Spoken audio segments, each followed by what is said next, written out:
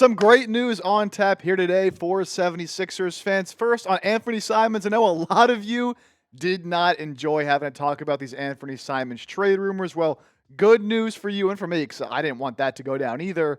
Those Anfernee Simons rumors shot down by a 76ers reporter. Plus, the 76ers throwback court pictures have been leaked. What that court does look like, of course, going back to that early 2000s Sixers Allen Iverson era look. We already saw the jerseys had been confirmed earlier this month. Now we get a look at what the court could look like. Very, very exciting stuff.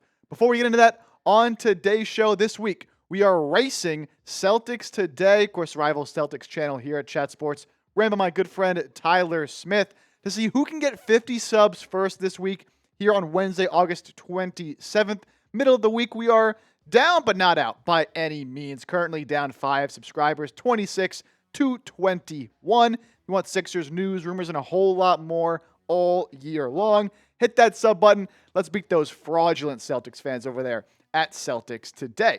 And speaking of the Celtics, we talked about these Anfernee Simons trade rumors. Sam Amico of HoopsWire had reported that the Sixers were interested in potentially dealing for the Boston Celtics guard, who of course got there in the Drew Holiday trade earlier the offseason. And I was not a fan of this. A lot of you are not a fan of this, of Philadelphia potentially bringing in another guard in Anfernee Simons.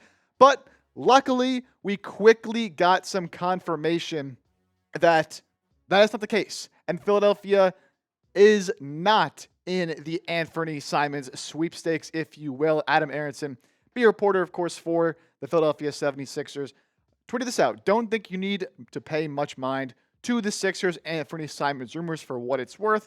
I trust Adam Aaronson way more than I trust Sam Amico when it comes to the 76ers and what they got going on. So I'm putting much more stock into this than I did into Amico. We had to talk about Amico because that is a national reporter who has been around the NBA for a while, bringing up Philadelphia in trade rumors. But now that Aaronson shot this down, I think we can put that all to bed. I did expect this. I didn't think this was really something that had a whole lot of legs that the Sixers were actually going to truly pursue. But again, they were mentioned, so I had to talk about it. Still, though, I am relieved that now we can kind of take a deep breath and know, all right, Daryl Morey isn't going to make a move quite like this. And look, as I mentioned on the show yesterday very briefly, like, Simons is a good player.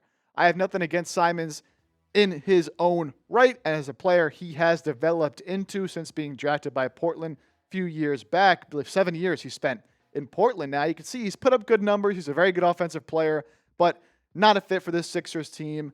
I don't hate the idea of, bringing in, I talked about a Malik Beasley for his shooting role, but someone like Simons at the guard spot, just not a very good defender, hasn't been really a winner over his career, not super efficient, just not someone that you need to bring in, especially if that was your Quentin Grimes replacement, right? So we can now sort of move past those trade rumors. Sixers, of course, do still have 2 open roster spots as we sit here on Wednesday, August 27th. We'll see what ends up happening, of course, with Grimes. I know the longer and longer this draws out, people are starting to think about maybe him leaving at some point, not returning to Philadelphia. Look, he's going to be back with this Sixers team. Same thing is going on with Josh Giddey and Jonathan Kuminga. All these restricted free agents are just kind of the way it goes. But luckily, does not seem like Morey and the Sixers are hitting the panic button just yet by trying to go trade for another guard and a player like Anfernee Simons, who would just get in the way of younger guys like Jared McCain and like VJ Edgecombe. So good news there for Sixers fans that Daryl Morey is not going to try to make another mistake here in trading for Anfernee Simons. Now, I think what might be even better news to a lot of Sixers fans coming up just around the corner on this new leaked court design. But before we get to that, today's show sponsored by our good friends at PrizePicks. If you haven't downloaded the app, go ahead and do it. When you do, use code CLNS to get $50 in lineups after you play your first $5 lineup. Preseason football is gone. The regular season just around the corner, and college football is here this weekend as well. So don't miss any of the action this season on PrizePicks. It is super, super simple to play. All you do, pick more or less on 2 to 6 player stat projections. If you get your picks right, you could cash in and win up to 2,000 times your money. PrizePicks puts their members first. All withdrawals are fast, safe, and secure. PrizePicks offers Venmo, Apple Pay, MasterCard, and more for quick and easy deposits into your account this football season. Speaking of this football season coming up very shortly, Eagles, Cowboys. I know a lot of you out there probably Eagles fans kicking off this football season. And one of the reasons I love PrizePicks so much, they always have great specials, great discounts they're offering to their members. And for this first game, they have a Dak Prescott max discount. I know we all hate Dak Prescott, but he's going to throw for more than a half passing yard. So you put that into your PrizePicks, more than a half pass yard for Dak. I combine that with Jalen Hurts, more than a half rushing, receiving touchdown, getting in there on a tush push, and Saquon Barkley, more than 92.5 rushing yards. That Cowboys rushing defense is horrendous. So you can fade my picks, you can tail my picks, whatever you do it with PrizePicks. Download the PrizePicks app today. Use code CLNS to get $50 in lineups after you play your first $5 lineup. That's code CLNS to get $50 in lineups after you play your first $5 lineup. Simple as that. PrizePicks, run your game.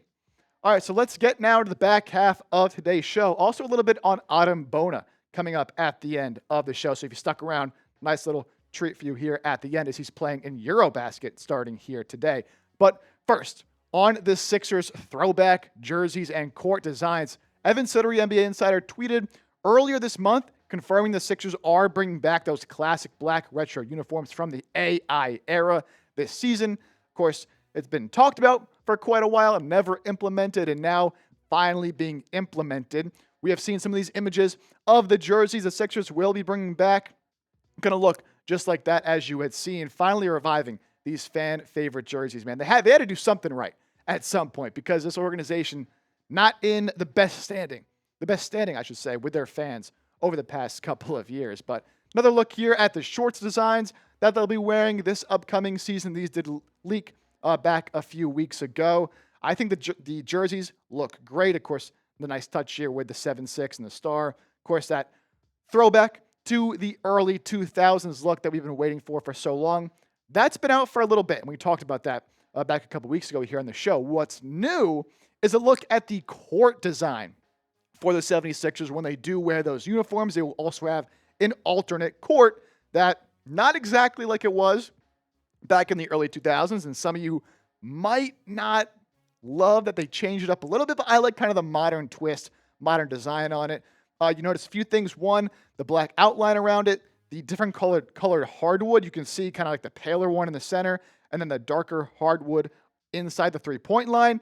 And then the paint, also that same black color that's around the edge with the old school font and the red all around. It's tough to see the logos on these images, but it is that throwback 76ers style logo. Now, I mentioned it's a little bit different than what the court used to look like. This is sort of a rendering of what it used to look like. You'll notice the big difference here, which I've seen a lot of people on Twitter already complaining about, even though I think the court looks great, by the way, and the uniforms as well. I'm very excited for them to wear these. Hopefully they don't lose a bunch of games on the court and in those uniforms.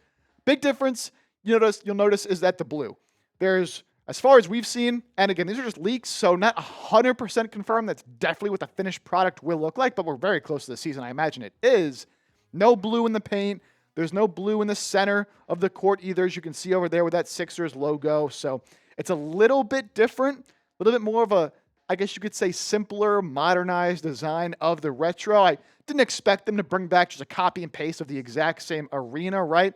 But it's just kind of the way that they've decided to do things here. I also don't think I saw those basketballs on the new one either. So I think that's also something that's been removed as well. And also, we go back to these images here. You can kind of see, it might be tough to see, but the little banner up here, the electric banner going around the arena. Of course, the Sixers, now Xfinity Mobile Arena, no longer the Wells Fargo Center. So you see that change taking effect as well. I think it looks great. You might have a different opinion, so let me know. Did the Sixers get this throwback court right? I would say yes. I know that, that blue would be absolutely awesome, especially if they had like a throwback blue jersey. That would be clean, but, we can only get so much in one season. So do you like what they did? Did they get those right? Give me a yes or no down in the comments. And real quick, before we hop on out of here, I said if you stay to the end of the show, we're going to talk a little bit about Adam Bona, who played today in the group stages at EuroBasket. Played against Latvia for Turkey, teaming up with actually former Sixer Furkan Korkmaz on his squad, also Alfred Şengün. They got the big win over Latvia, beating them by 20 points. That Latvia team featuring players like Kristaps Porzingis, who did not play well today. But focusing here on Adem Bona, only played 15 minutes and didn't really have a huge impact in those 15 minutes. 4 points, 3 rebounds, 2 of 4 from the field. Did have 2 blocks. He does that very well, but also had 5 fouls. One of the things with Bona, going back to his college days, where he was a very, very good defender at UCLA, but one of the reasons he drops the second round is the foul trouble. And he had a very impressive rookie season, especially for a second-round pick. And you saw a lot of the tools. You saw a lot of what makes him such a good player, with his size only being 6'8", but the insane athleticism on display allows him to make plays around the rim on both sides of the ball. But where he absolutely must improve on is not fouling. Big problem in college. It was a problem in his first year in the NBA. It was a problem in the summer league. You get 10 fouls in the summer league. There were some games he was racking up 6, 7, 8 fouls in those summer league games. Now this first game at EuroBasket, 5 fouls in just 15 minutes. So look, he just needs to be a little bit more of a disciplined player on defense. I get he wants to use that athleticism to make plays on the defensive side of the ball, and it pays off sometimes. Other times, though, it does not. So again, just entering his second year in the NBA. I'm not expecting him to be a fully polished product yet at this point, but still something to monitor. He'll play good on Friday, so good to see him, getting out there, getting some action before the season. Could be a big year for Adem Bona, especially if Embiid misses a bunch of time again today.